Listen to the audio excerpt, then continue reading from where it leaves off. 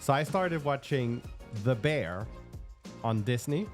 Have you seen this? No. The Bear. They won, I think, 2 Emmys. Yeah. I Pretty solid. was reading it. I was like, what is that?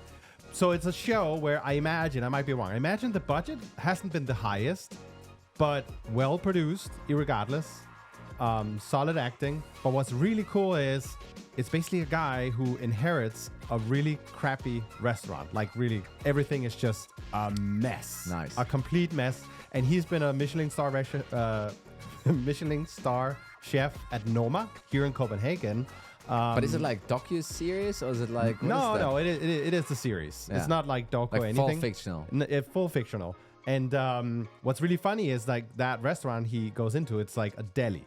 Yeah. And his family is just giving him beef. Funny enough, it's called The Beef. They're giving him beef for having been a Michelin. Did you say bear? It's called The Bear, but the restaurant is called Beef. I know it's confusing, but but they're giving him beef for Disney, being a Michelin. HBO? Yeah. Okay. New intro. But anyway, it's really cool. It's really cool because he goes from this deli where they do sandwiches to all of a sudden founding. Maybe I shouldn't spoil it, but anyway, he wants to then build it into a real restaurant. They do, and hire chefs, build a brigadier style in the kitchen where everyone has their role, and it's a really cool view into that world. Yeah. That you wouldn't otherwise get. I think that's like the beautiful part of the show as well. I started watching True Detective recently. Oh, that's a good one. Yeah. You haven't seen it before? No, I've seen kind of seasons 1 through 3, and now it's like the 4th season just launched. Yeah. It's fucking good. Yeah. I like that mystical, crazy shit. And in the end, always it's like, oh, it was just an effed up person. I think it was so funny. They went from Matthew McConaughey and had one feel, and then they had this other guy, Vince Vaughn. Yeah. And it's just like really odd cast. But he started doing a lot of that kind of more dark stuff, less comedy recently. So that's been pretty funny. I think that was kind of big switch. And now they have what it's female I don't know. lead? It's 2 female leads, and one is I don't know, from the like I don't know how that ethnicity is called. Like from like It's Alaska, a woman. Inuit kind of thing. Yeah. I'm gonna mess it up because if I say what I'm gonna think, it's gonna be wrong. How because could you as a white male? So I saw Ricky Gervais's latest show, and he was like, "Well, words they change. The meaning of words change, and that can catch you off guard pretty hard. Sure. But anyway, so I have a question for you about AEs today. Screw them. About AEs. So one of the things that's come up over and over again, and we talked about it with Chris Orlob in a recent episode. You should definitely go back and listen to it. Lots of knowledge dropped on how to lift performance of the A team. But it's how do we know that we can raise quotas? How do we do it? Yeah. What are and it seems like a lot of folks are, bonkling this quite a bit. Well, I think they don't actually ask the question of how do we raise quotas. No, it's easy. Just like, here's your new quota. Here's a new quota. It's different in this thing, right? And it's I think it's obviously usually it's like a finance thing. It feels, and it usually comes along not only with hey, here's a new quota, also here's a new incentive plan, because that's how finance thinks about the world. It's like, well, if the number goes up, just tweak the incentive. I mean, you also would get more money if you hit it. Yeah. It's like, your quota is 10 million. We would pay you $100 million. You know what? Finance, they're going to sit there and win either way. It's like, well, if you miss, I don't have to pay commission. Cash flow is good. If you hit, we get more revenue. Yeah. Cash flow is good. It's like... and stop whining. Yeah. Just make it work. Just make it work. This was always kind of when I was like, hey, these quotas, this thing's not working out. It's like, these days, just stop whining. Yeah. Stop whimpering. Come on. It's a tough world. Tough month. Greg hit target. He made quota. Yeah. So surely the others can, or we will find someone who can. So it's, it's clearly in this episode, finance is at fault. It's the villain. Yeah, it's always the villain. I think some of this comes from again, wrong understanding of how revenue is being produced. In the spreadsheet, it's always so easy. You add one more AE and see there. It went up by money. Yeah. And therefore, really, when this is your formula, when this is your revenue formula, wow, that's like a good plug. I know, it's like very meta. Have you heard about it? Anyway, when this is your revenue formula in your spreadsheet, how do you make money? It's like more AEs, faster ramp, more quota. Yeah. If you have those 3 things to work with, guess what's going to happen to make more money? Guess. Yeah. And this is what they then obviously do, right? And I think kind of we've now seen what for the last 1 or 2 years this play out a lot in both directions, or it's almost a double whammy in the negative, meaning quotas went up because efficiency. Yeah. That was the efficiency idea. Oh, what if we do that? To your point, less commission, and when they hit, then they're more efficient. Yeah. Great. But also in the other direction of like things just aren't working out in terms of demand coming through the pipeline, right? And I think you've kind of gathered some stats here on how this has been basically trickling through the ecosystem now. Yeah, I mean, so Winning by Design, this was earlier, probably mid last year, I want to say. They basically dropped a research report. We'll drop it in the show notes.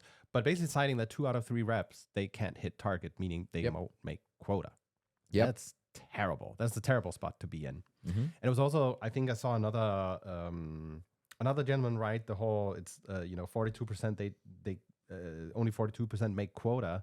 I was like, what are they doing differently? What are the rest doing? Are they just, sitting and playing Minecraft? That's specifically from RepView, the cloud sales thing index there. RepView is doing kind of some really good work, right? And then and this is more like a further up funnel kind of thing. Jeremy O'Donovan, I think, he's kind of a guy in Insights Partners.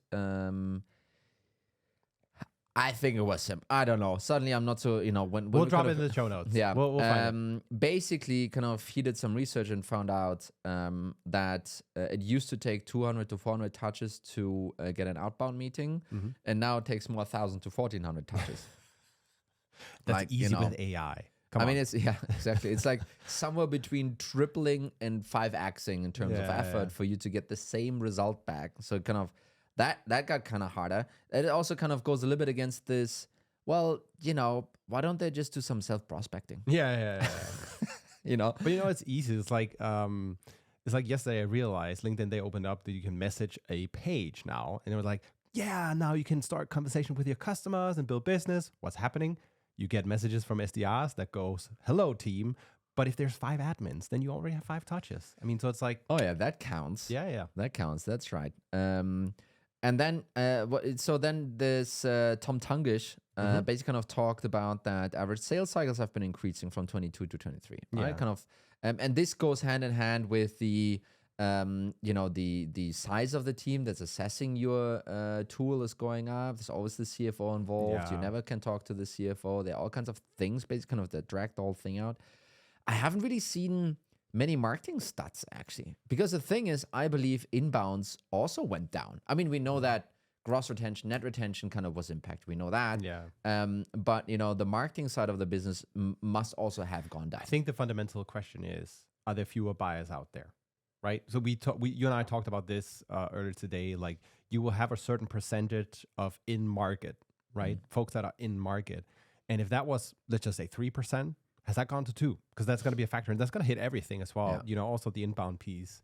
So exactly. So maybe we start looking for a stat here. That could kind of be interesting. But the other point really is, right, so quotas did go up. People haven't been hitting any of these anyway. And then the input, the real actual input, the revenue formula you should be thinking about, has been getting harder and harder to achieve, right? I think we saw something else also on conversion rates being impacted, on ACVs being, basically everything. Right? So really, how do you even dare to increase quotas? When you understand all of that stuff, and maybe there's also an episode, maybe you do share with your wonderful finance team, kind of, hey, this is actually how you need to think about it. And how do you kind of then actually increase quotas? And I think we're kind of almost doing it in the reverse here today.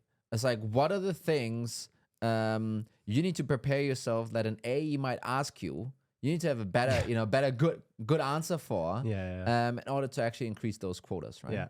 It's like when you do prep. If the CEO is going to go in and talk with a journalist, you want to prepare that person and say, here you want to say no comment. Here, Is it like a role play? Do you call it a role play? Actually, sure, it works out. Exactly. So first thing, So what's the setup? Someone comes and asks you, hey, we're thinking about raising quotas. So it could be. I mean, this usually this is kind of when the AE comes to you. Yeah. It's not like the AE comes to you when you're thinking about increasing quotas. No. The AE comes to you when you did. Yeah. And by the way, you won't get questioned if you decrease it. Yeah. So this is a typical thing, and this is as RevOps, I've been asked these things many times. And as CRO, then later on, obviously as well. And the more educated your reps are, so maybe that's a caveat here. Just try and not educate them. The more educated your reps are, the smarter that question gonna be about this. And education, I don't mean like I don't know, school, a master degree in well-read literature or something, but in basic sales math, right? So you should totally educate them on that stuff as well. I think it's great. It also sometimes helps to motivate the other way. It's like, well, you did get all of these opportunities, you didn't hit target. It's kind of your fault. But let's kind of go through these things where AE comes to the VP of sales and asks kind of tough questions, right? The first one you need to be prepared of is they might ask you, well, how many reps hit this number last year? And they probably know the answer. Yeah. When they ask that question.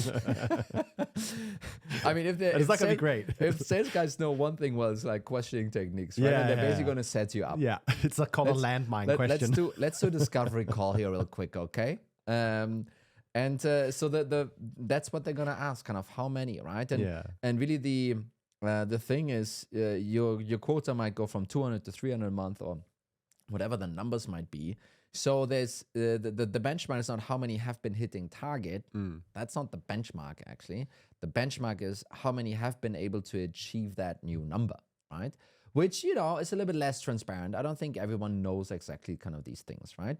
And, my perspective would be, well, below 40% is bad because, generally speaking, that's bad.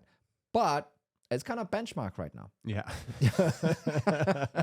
Congrats, you're average. So there's an argument in both directions here. I don't think 42% make quota is a good number, but generally speaking, it's kind of benchmark. So I think 40-ish and up, you might actually be good. I think if it's under 20%, I think then you're starting to have a little bit of a problem there. Is it to the point where you need to assess whether they're too high or? Yeah, exactly. I mean, if only 20% of your reps have been able to hit that number in the past, you're basically setting everyone up for failure, like all of them. And that might then be exasperated by the fact that, some people might believe less in the number and then push less and so forth. So ultimately, I think, and this is again kind of a finance thing, is you should almost do a little bit of an Excel spreadsheet sensitivity analysis. Because it might also just simply be that, yes, you set the quota higher, but because of other reasons, you could call it motivation. Yeah. Actually, overall revenue actually goes down, right? Which could be a thing. And basically kind of prepare for someone asking you this question, and you should better have like an answer. It should be like Greg, Jesse, and James, they hit it. And maybe that's 30% of the 10 people we have or whatever that might be, right? So what you're saying is if you're above 40%, okay to kind of raise quotas in this equation, or? Yeah, I mean, I think then you have this leg to stand on. Yeah. That's what I think. I guess it would be unreasonable for that to be 100. Everyone makes quota. That would be like. I think that's silly. I think also it's the other way around is like if everyone is, or 80%, have hit this number last year, then it's also weird, right? You don't actually want to set it up like this. No. But it's an overall benchmark. If the other way to say it, if no one ever hit it, I mean, that's a clear no. You can't do that. I think, below 20 is a problem. If you're around 20, if you're north of 20, I think you can, you have a leg to stand on in order to kind of get this done. So the next question they might ask, because they're obviously smart sales reps, they might ask, well, what did the winning reps get in order to actually hit that number, right? What did Greg, Jill, and Jessica, they were the ones that hit the number that you now want to set.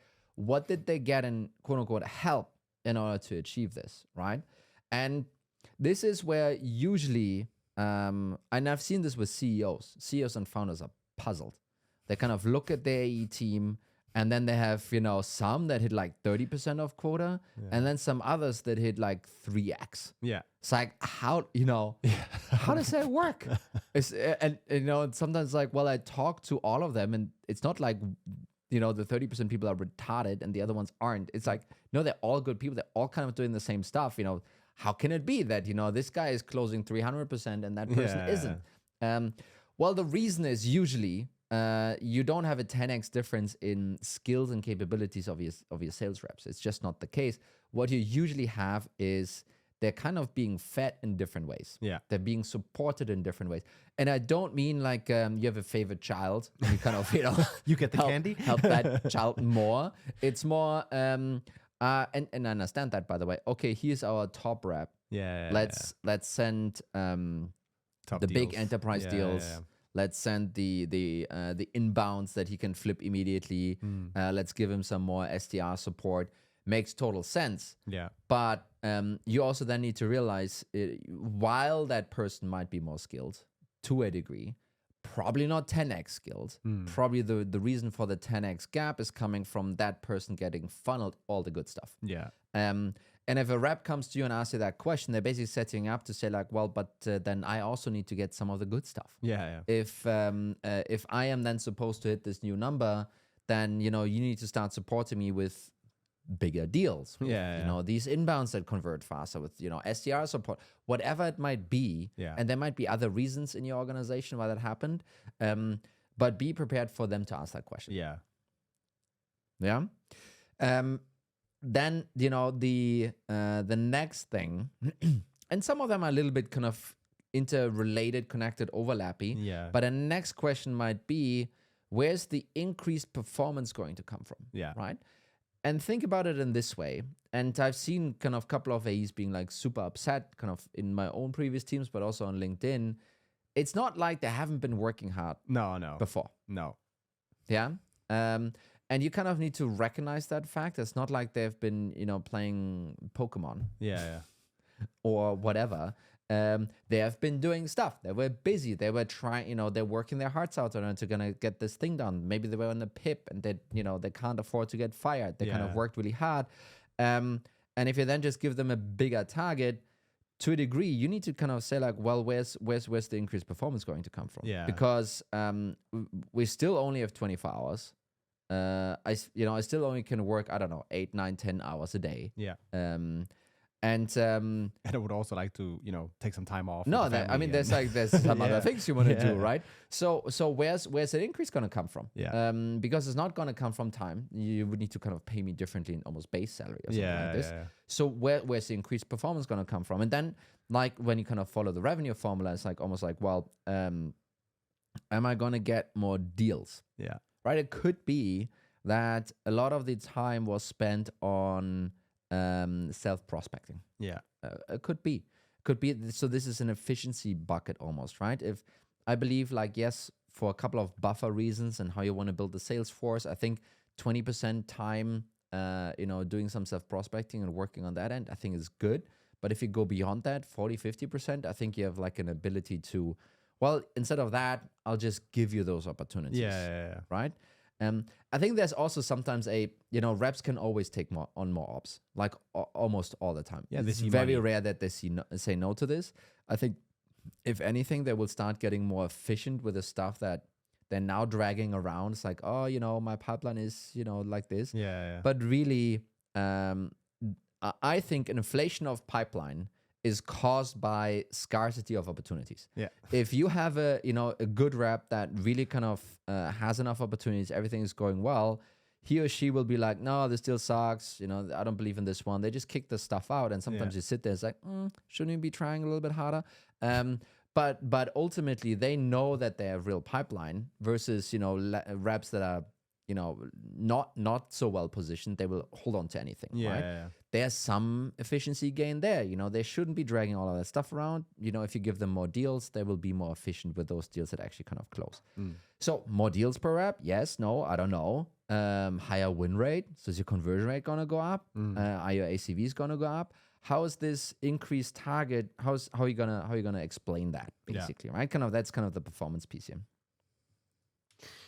So if it's, I mean, you kind of have two levels then, right? If it's win rates, that's also going to be very different than just more deals, right? Yeah. So I'm wondering what that's going to look like, because they might then press you and go, well, great win rates. Well, how am I going to win more deals? Or Yeah. the market. Look at the market. We just went through the stats, right? No, I think that's a good point. So let's just kind of to do the win rate thing, right? Because that's such an easy thing, and this also again, It's good in a sheet. I was about to say it's one of finance's favorite things. It's like, oh, we just take it from 12 to say. So this number is just 12. If we just put it to 14, it's just 2. That's a small increase. Just 2. Right? I'm sure they can do it. You can do it. So where's that thing gonna come from? And there need to be some solid reasons. Yeah. It could come from I'm gonna give you more of the higher converting stuff, meaning inbounds, or partnership deals, or whatever you might have in your funnel that is converting higher. And obviously, a higher conversion means you can, the same amount of deals you're getting, you convert more, and then you kind of hit your target. So that kind of works out. But there might also be other things that you can maybe pull off. People won't fully buy it, but at least getting you out of this situation. You can say, hey, there's something coming up on the product side. Doing some sales training. It could be some sales training stuff. The sales training thing, though, is difficult because you actually will need to do it. Yeah, that's true. So there's a little bit of that stuff where you can say like, well, better win rates, and you can also that might be an interesting piece. Like, well, those top performing reps, they have better conversion rates, and actually the mix is the same. The mix of deals is the same. So there's no simple, they get all the inbounds kind of reasons. Yeah. It's like, well, just get better. You just need to, you just need to be better at selling, So I think there's some way out there, right? But also kind of on the ACV side, right? If you kind of think about this year, that could get a bit tricky, because if it's like, we're gonna increase the prices to get you to quote, and they're gonna go, well, I'm already struggling selling at this price now. Yes. So the answer can be similar again, though. It's, well, maybe you get more outbound deals and they're more targeted. You get fewer of the kind of smaller deals from marketing or something like that. Again, it could be that there's a clear product thing coming out that you're kind of doing there. It could be that there is an acquisition that you're planning that, maybe you can commit or not, and kind of unlock something there.